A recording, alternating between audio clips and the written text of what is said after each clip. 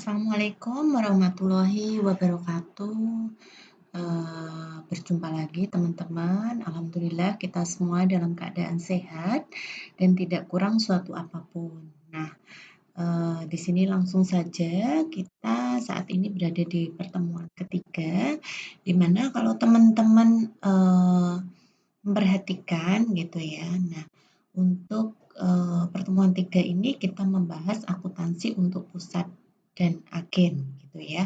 Nah, untuk judulnya itu teman-teman bisa lihat mulai dari halaman 187, cuman di situ judulnya adalah akuntansi untuk pusat, agen, dan cabang. Namun pada saat hari ini kita nanti baru mempelajari untuk akuntansi pusat dan agen, lalu nanti ditambah sedikit untuk akuntansi pusat dan agen untuk metode pencatatan labanya, cuman untuk yang ini nanti kita perkuat di pertemuan keempat gitu ya. Nah, teman-teman bisa lihat di sini untuk awal kita perlu membedakan dulu apa perbedaan dari agen dan cabang. Nah, untuk agen di sini hanya merupakan tempat penjualan produk milik pusat. Nah, tidak perlu dipisahkan pengelolaan manajemen maupun pencatatan akuntansinya, gitu ya. Nah, sedangkan cabang di sini perlu adanya pengelolaan manajemen dan pencatatan akuntansi. Nah, nanti secara lebih jelas akan kita bahas kupas lagi ketika pertemuan offline gitu ya. Cuman ini ketika pertemuan online boleh kita bahas pembukanya dulu gitu ya supaya teman-teman juga ada persiapan gitu sehingga nanti di pertemuan keempat ketika insya Allah kita pertemuan offline teman-teman pemahamannya menjadi lebih dalam lagi gitu ya. Nah, sedangkan untuk cabang itu perlu dilakukan pemisahan antara pusat dan cabang karena dia juga mempunyai kebebasan untuk melakukan kegiatan jual beli maupun pencatatan akuntansinya. Nah, untuk hubungan antara kantor pusat dan agen, biasanya dia ada semacam sistem kas kecil gitu ya, impress fund system, di mana nanti jumlahnya tetap. Nah, apabila terjadi pesanan dari pembeli, pesanan tersebut bisa diterima untuk agen untuk dikirimkan langsung ke kantor pusat dimintakan persetujuan. Nah, ini ada dua jenis biasanya seperti yang di buku teman-teman juga bisa diperhatikan. Jadi bisa langsung barang dikirimkan ke pembeli beserta faktur penjualannya, tetapi bisa juga faktur maupun pesanannya diberikan melalui agen gitu ya. Jadi ini saya tambahin sedikit gitu ya, bisa juga faktur maupun pesanannya melalui agen tersebut gitu ya. Nah, lanjut. Iya, lanjut kita. Nah, akuntansi untuk pusat dan agen gitu ya. Nah, di sini karena semuanya merujuk kepada pusat, agen tidak melaksanakan pencatatan akuntansi sendiri. Di sini juga ada dua metode, teman-teman. Ada metode terpisah dan tidak terpisah. Nah, untuk di minggu sebelumnya, pertemuan sebelumnya kita sudah belajar tentang konsinyasi ya. Jadi ini sedikit mirip gitu bedanya. Kemarin kalau konsinyasi kita flashback sebentar, di situ ada rekening akun konsinyasi gitu ya dan laba dari yang menjadi komisioner juga langsung terlihat gitu. Nah, nanti di sini di pertemuan ini kita belajar tentang pusat dan agen gitu. Nah, di sini ternyata juga ada dua metode terpisah dan tidak terpisah. Nah, kalau tidak terpisah ini berarti asumsinya digabung ya. Nah, untuk transaksinya ini ada kantor pusat bersama Jaya gitu ya. Teman-teman juga bisa menyaksikan di buku halaman 192 gitu ya. Nah, di sini teman-teman bisa diperhatikan bahwa dari metode yang terpisah gitu ya, laba itu langsung terlihat gitu ya. Teman-teman bisa lihat laba dari agennya langsung terlihat. Nah, untuk pencatatan lainnya, ini teman-teman bisa lihat. Nah, kalau untuk teman-teman yang melihat secara langsung transaksi dan ini ya, dan pencatatan jurnalnya, teman-teman bisa langsung lihat di halaman 193 dan 194 gitu ya. Jadi bukunya ini walaupun kecil-kecil cabai rawit karena di sini ada transaksi, lalu sebelah kanannya ada pencatatan jurnalnya. Cuman kalau di sini teman-teman juga bisa melihat secara ringkasan jurnalnya. Untuk transaksinya, pencatatan jurnalnya seperti apa, teman-teman nanti bisa lihat di halaman yang sudah Bu Retno tuliskan ini ya. Nah, kita lanjut teman-teman. Jadi seperti yang disampaikan Bu Retno, untuk metode yang terpisah ya, pencatatannya terpisah gitu ya, tidak gabung dengan pusat. Laba dari agen itu langsung terlihat gitu ya. Nah, teman-teman pasti ingat untuk saldo normalnya laba adalah sebelah kredit gitu ya. Maka di sini juga laba rugi sebelah kredit, tapi sebelah debitnya adalah laba agen Jogja. Nah, nanti untuk akuntansi pusat dan cabang, teman-teman juga akan memperhatikan ya,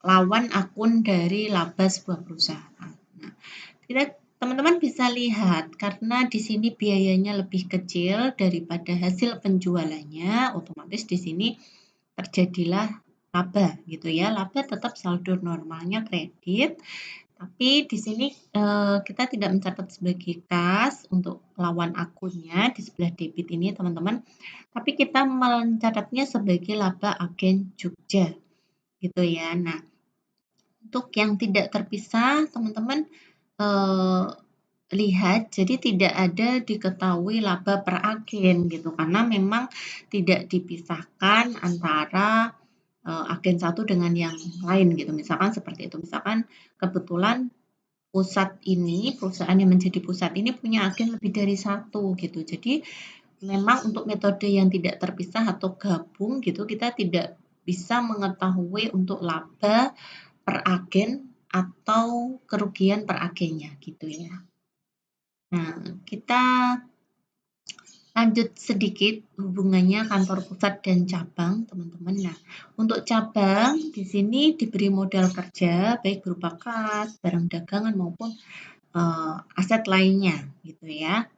Nah, cabang juga dapat membeli barang dagangan dari pihak ketiga untuk memenuhi permintaan barang lokal yang tidak dapat dipenuhi oleh kantor pusat. Nah, di sini ada dua sistem untuk hubungannya kantor pusat dan cabang, yaitu sentralisasi dan desentralisasi, gitu ya. Nah, untuk sentralisasi, sentral itu adalah pusat, gitu ya. Jadi seluruh pembukuan diselenggarakan oleh kantor pusat, gitu. Jadi di kantor cabang tidak ada pembukuan. Tetapi apabila memilih sistem desentralisasi, maka setiap cabang menyelenggarakan pembukuan gitu ya atas transaksi yang terjadi. Nah, kalau sentralisasi dalam hal ini kita tidak perlu mempelajari lebih lanjut karena artinya ya tidak dibedakan gitu ya antara kantor cabang dengan kantor pusat, berarti langsung gitu ya. Nah, sedangkan desentralisasi di sini teman-teman akan mengetahui transaksi yang dari cabang atau transaksi yang sepenuhnya dari pusat. Nah, untuk itu teman-teman di sini akan mengenal adanya pencatatan di kantor pusat. Nah, nanti pencatatan di kantor pusat, teman-teman akan melihat akun rekening gitu ya kantor cabang. Atau kalau kita singkat RK kantor cabang. Tapi untuk pencatatan di kantor cabang, otomatis lawan katanya ya, teman-teman akan menjumpai RK kantor pusat gitu ya. Jadi begitu penjelasannya. Nah, untuk contohnya ini teman-teman juga bisa memahami lebih lanjut Untuk tabelnya, teman-teman bisa melihat di halaman 197 dan 198. Ya, untuk halaman 197 dan 198 ini untuk tabelnya dan transaksinya. Nah, tapi teman-teman juga butuh ngetes nih diri sendiri gitu ya. Nah, hubungannya dengan kapan posisi RK ya, RK kantor cabang. Berarti ini asumsinya adalah di kantor pusat. Dan posisi RK kantor pusat dengan asumsi ini otomatis di kantor cabang gitu ya. Nah, menjadi debit ataupun kredit. Nah, teman-teman butuh mempelajari ada di halaman 195 dan 196. Itu ya. Jadi teman-teman butuh memahami nih kapan posisi debit gitu ya, kapan posisi kredit gitu. Nah, sebagai contoh misalkan Bu Retno ambil salah satu ya, misalkan di sini RK kantor cabang. Nah, berarti di sini asumsinya adalah pencatatan oleh kantor pusat.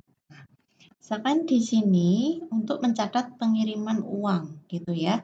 Jadi posisi debit ketika ada pengiriman uang ke kantor cabang. Pengiriman uang ke kantor cabang. Nah, kok bisa Bu RK kantor cabangnya debit? Nah, kita cek ya.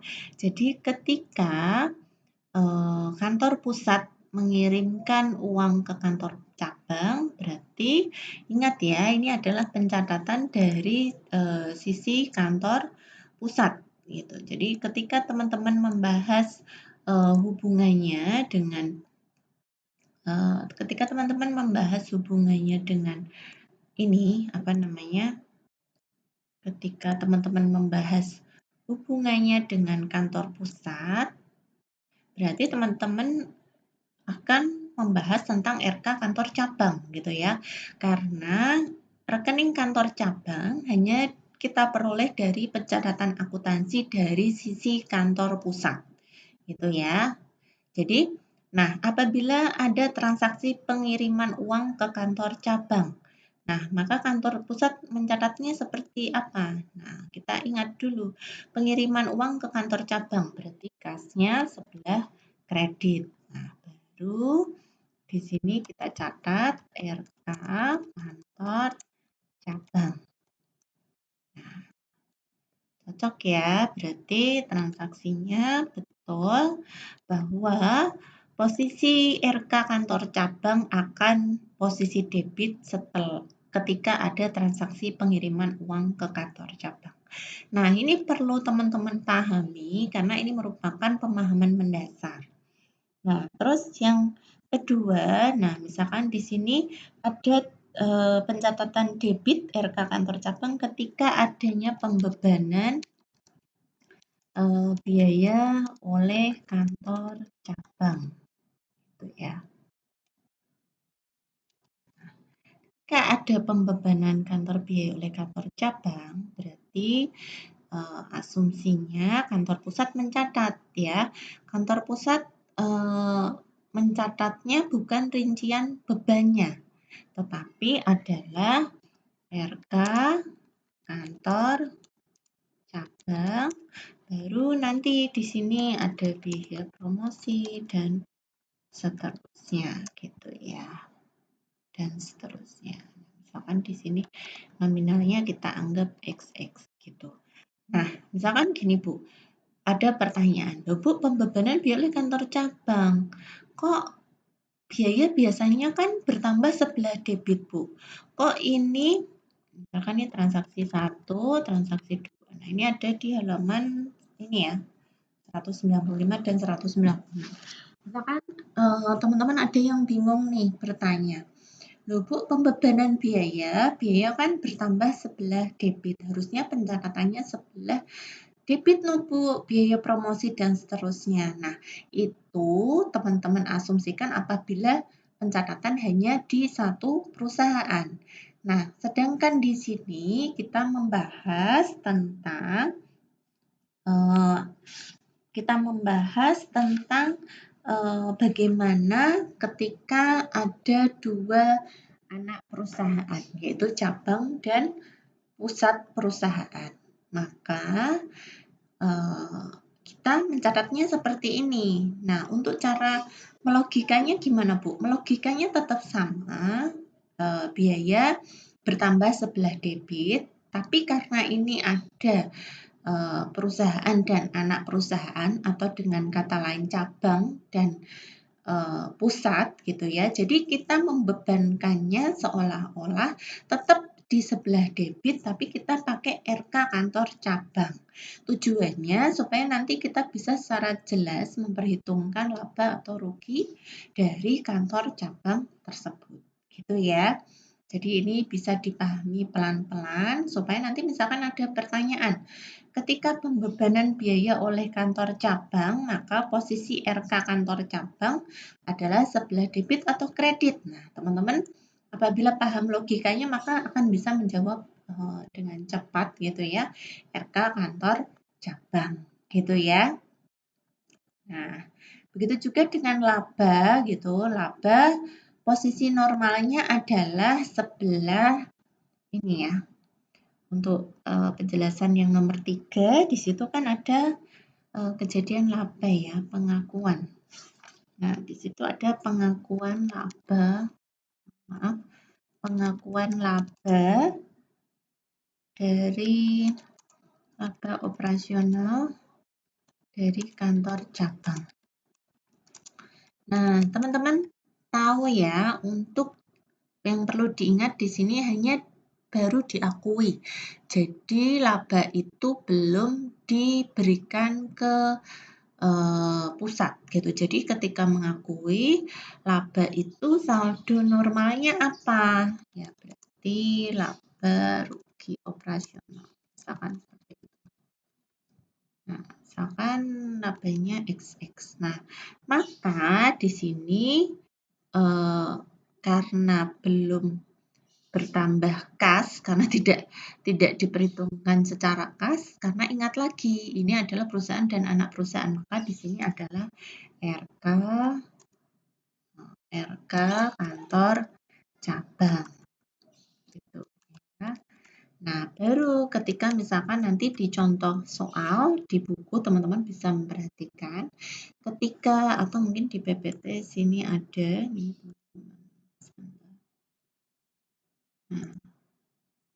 Nah, ini ya. Jadi posisi di sini teman-teman bisa lihat, di sini posisinya adalah laba. Nah, kenapa bisa tahu laba, Bu? Gitu. Nah, karena di sini biayanya lebih kecil daripada hasil penjualan, gitu ya. Nah, teman-teman bisa melihat. Jadi ketika dicatat laba, pengakuan laba, labanya normalnya kredit, gitu ya. Tapi di sini kita nggak menulis kas, karena apa? Di sini kantor pusat, ingat yang sebelah kuning ini adalah pencatatan dari pihak kantor pusat gitu. Maka dia mencatat, oh ini RK kantor cabang, supaya dia tahu gitu ya. Supaya dia tahu kalau oh ini dari agen atau cabang ya, dalam hal ini cabang X gitu. Jadi tidak diberikan kas tapi rugi rekening kantor cabang. Nah, baru ketika misalkan digabung dengan rugi laba pusat gitu ya. Nah, baru dibalik gitu ya, rugi laba cabang di sini tetap rugi laba, tapi asumsinya laba ya. Saldo normalnya tetap merupakan ini apa namanya? kredit gitu ya. Jadi ketika di sini rugi laba cabang, ya di sini RK kantor cabang. Tapi akhirnya laba cabang kan juga harus disetor ke laba pusat gitu ya. Jadi ketika disetor berarti ya rugi laba cabang kelihatan. Nah, ini rugi laba pusat gitu ya. Nah, itu tadi yang butuh Bu Retno tekankan gitu ya. Jadi RK kantor cabang, kantor pusat ini beberapa sudah saya bahas.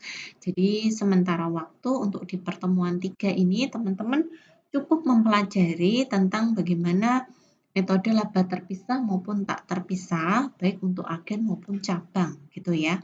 Nah, untuk di pertemuan keempat, teman-teman baru akan mempelajari tentang bagaimana pengiriman kekayaan antar cabang dan seterusnya. Tapi seperti biasa, supaya tidak lupa nanti biasanya kita akan flashback sebentar ke materi sebelumnya. Sekian pembahasan dari Bu Retno, semoga bermanfaat. Saya akhiri, wassalamualaikum warahmatullahi wabarakatuh.